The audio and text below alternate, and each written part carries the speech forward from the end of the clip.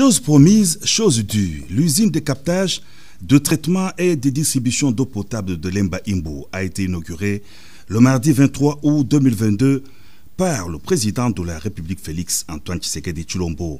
Une promesse tenue, le chef de l'État l'avait annoncé dans son discours d'investiture du 24 janvier 2019, affirmant sa détermination de relever les défis de l'amélioration du social des populations congolaises avec des projets d'infrastructures socio-économiques de base dans les secteurs de l'eau potable. Implanté au terme de grands travaux exécutés par l'entreprise sud-coréenne Hyundai Engineering en déant 30 mois, le premier module de l'usine de captage, de traitement et de distribution d'eau potable de Lemba Imbu est une unité d'une capacité de production de 35 000 m3 d'eau potable par jour. Elle est située à une trentaine de kilomètres du centre-ville, au confluent des rivières Ndjili et Lukaya. L'usine compte 3 phases au total. La première phase inaugurée va approvisionner en eau potable les communes d'Ndjili et de Kimbanseke qui souffraient depuis des décennies de la carence de dessertes en eau potable. Les 2 autres phases vont donner de l'eau potable aux autres municipalités de la Tchangu, de Lemba, à la cité de l'université de Kinshasa et à une partie de Mongafula.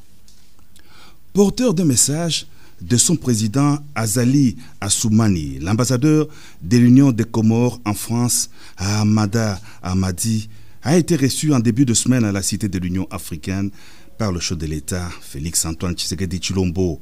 Le diplomate comorien a indiqué que les 2 hautes personnalités se tiennent en estime, partagent une communauté de vues sur plusieurs sujets, tant bilatéraux que multilatéraux, et se consultent régulièrement. L'émissaire du président comorien a déclaré que son pays soutient le président de la République dans les efforts qu'il mène pour rétablir la paix et la sécurité dans l'est du territoire national. Un autre hôte de marque reçu à la cité de l'Union africaine est l'ancien président du Nigeria, Olusegun Obasanjo.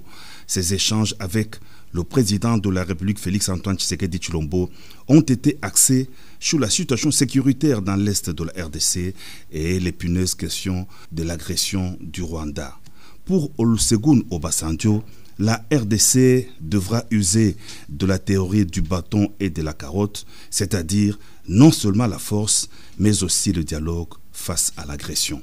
L'ancien président du Nigeria avait jadis été désigné comme médiateur par Ban Ki-moon, ancien secrétaire général de l'ONU, dans la crise entre le gouvernement congolais et le M23.